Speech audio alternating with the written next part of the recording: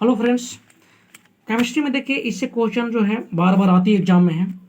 जैसे संयोजी इलेक्ट्रॉन क्या होता है, संयोजकता कितना होता है, उसके बाद कोर इलेक्ट्रॉन क्या होता है, ये सब से एग्जाम जो है पूछा जाता है। तो इसको अच्छे से हम लोग समझते हैं ताकि रटना नहीं पड़े और समझ समझ के बन जाए। ठीक है, तो हम लोग स्टार्ट करते हैं संयोजी इलेक्ट्रॉन से। वैलेंसी इलेक्ट्रॉन, देखिए वैलेंसी इलेक्ट्रॉन किसको बोला जाता है?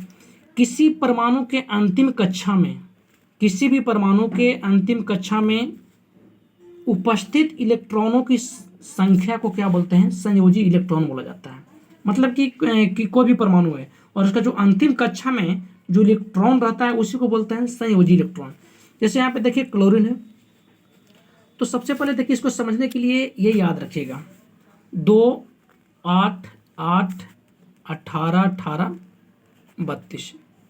ठीक है, ये आपको इलेक्ट्रॉन कॉन्फ़िगरेशन ये आपको बनेगा, इसमें मदद ये मिलेगा। ठीक है, तो देखिए क्लोरीन का कितना होता है? तो क्लोरीन का कितना होता है? परमाणु संख्या 17 होता है। अब 17 को कैसे तोड़ेंगे? सबसे पहले 2, उसके बाद 8, उसके बाद 7। तो यहाँ पे देखिए पहला कक्षा में कितना इलेक्ट्रॉन? 2 है तो 2 दे दिए। दूसरा में कितना? 8, तो इसमें 8 भर दिए। ठीक है, और तीसरा में 7 है तो यहाँ पे 7 हो गया। अब इसको अष्टक को पूरा करने के लिए कितना का जरूरत होगा? कितना का जरूरत होगा? तीसरा कक्षा में कितना होता है? 8 होता है, तो 7 है ना, यानी 1 का जरूरत होता है।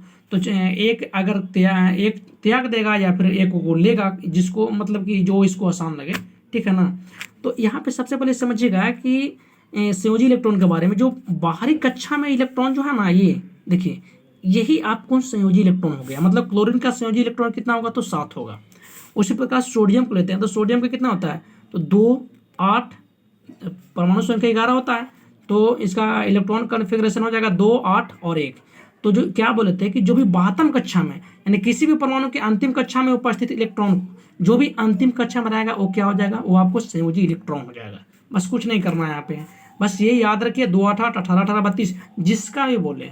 ठीक है, अल्मुनियम का बोल रहा है तो अल्मुनियम का कितना होता है? परमाणु संख्या 13। परमाणु संख्या आपको 13 तक याद रखना पड़ेगा। ठीक है, तो हम लोग अगले वीडियो में उसको लाएंगे। तो देखिए अल्मुनियम का होता है 13, तो 2 8 और 3 हो जाएगा, यानी कि जो 3 है क्या है आपको? है संयोजी इलेक्ट्रॉन, यानी वैलेंसी इलेक्ट्रॉन हो जाएगा। ठीक है, उसी तरह से निकाल सकते हैं, किसी का भी निकालिए, कोई दिक्कत नहीं है। यहाँ पे देखिए निकाल रहे हैं 26 का निकालिए, तो 26 का कितना हो जाएगा? 2 8 8, फिर कितना? 18 होगा, तो 8 2 10 8 18। अब 18 कितना? 26 से होता है ना, तो 2 8 8 18 18 कितना फिर हो रहा है इसमें? 8 2 10 8 18 और 18 और 8, ये देखिए 18 और 8 कितना होगा? 26, यानी ये जो 8 है ये आपको संयोजी इलेक्ट्रॉन हो जाएगा।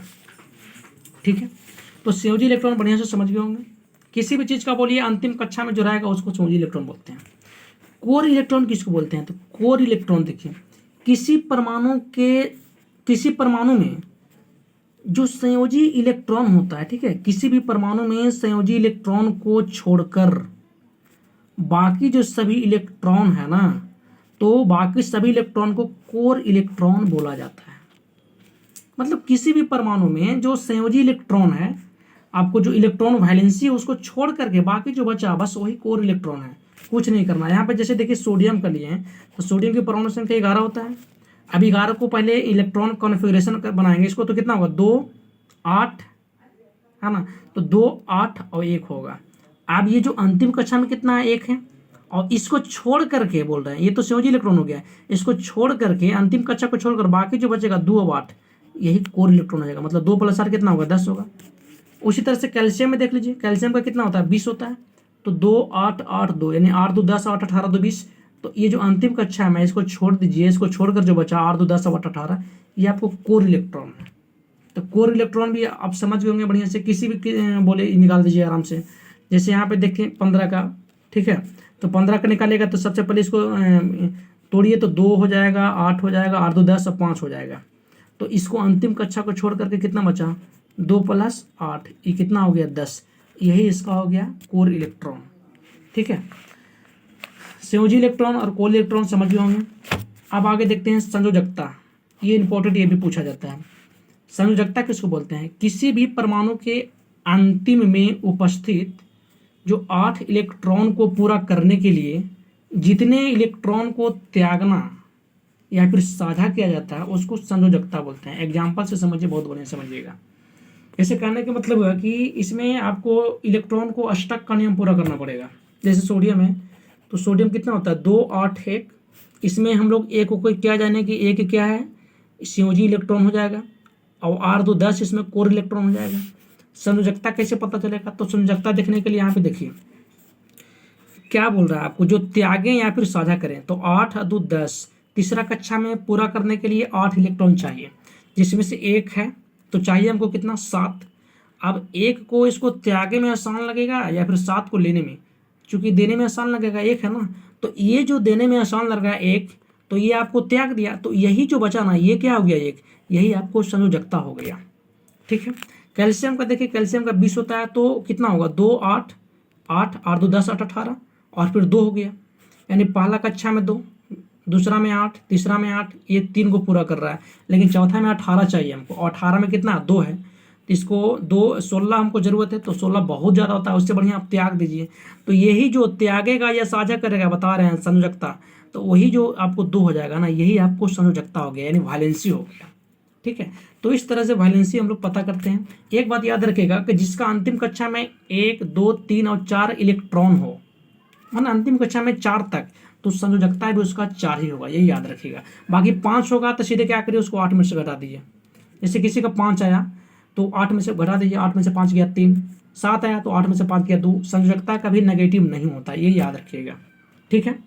तो इसमें हम लोग क्या क्या पढ़ें, संयोजकता, संयोजी इलेक्ट्रॉन, और उसके बाद कोर इलेक्ट्रॉन पढ़े। ये तीनों से क्वेश्चन पूछा जाता है, इसीलिए इसको बढ़िया से समझ लीजिए ताकि कोई तरह की दिक्कत न हो। ठीक है। और एक बात यहाँ पे देख लीजिए, इलेक्ट्रॉनिक कॉन्फ़िगरेशन बनाने के लिए, ये तो जानते होंगे आप लोग, देखिए यहाँ पे 1s 2s 2p 3s 3p 3d इस तरह से होता है ना, तो इसको एक बार बढ़िया से समझ लीजिए, चूंकि इलेक्ट्रॉनिक कॉन्फ़िगरेशन से भी क्वेश्चन पूछता है, तो एक बार कुछ इसको नहीं करना है, बस 1s 2s 3s 2p। अब कैसे इसको लेना है, तो देखिए ये लिख लीजिए और लिख करके इस तरह से कर दीजिए। अब इसको लिखना कहाँ से है, जैसे कि सोडियम का बोल रहा है 11 है, तो 11 को सबसे पहले एस लीजिएगा, तो 2 1 है ना 1 एस, एस पर कितना इलेक्ट्रॉन अधिकतम होता है, तो एस पर 2 होता है, पी पर 6 होता है, डी पर 10 होता है, एफ पर 14 होता है। तो यहाँ से देखिए 1s2 हो जाएगा, हमको चाहिए 11। उसके बाद यहाँ पे 1 के फिर 2 है तो 2s2 हो जाएगा, फिर यहाँ नहीं आना, यहाँ से आना है। ठीक है। 2p पी पर कितना होता है 6, पी पर 6 होता है, कितना हो गया 2 2 4 6 4 10। अब हमको कितना 3s, उसके बाद क्या होगा 3s, एस पर 2 होता है लेकिन हमको जरूरत है 1 का, तो ये देखिए 1 हो गया। ठीक है। तो इस तरह से आपको इलेक्ट्रॉनिक जो है कॉन्फ़िगरेशन बनाया जाता है, तो इसे भी याद कर लीजिए। और ये जो है बहुत इंपॉर्टेंट है, ये हमेशा एग्जाम में पूछा जाता है, इसलिए एक बार इसको बढ़िया से देख लीजिए। ठीक है। तो जय हिंद।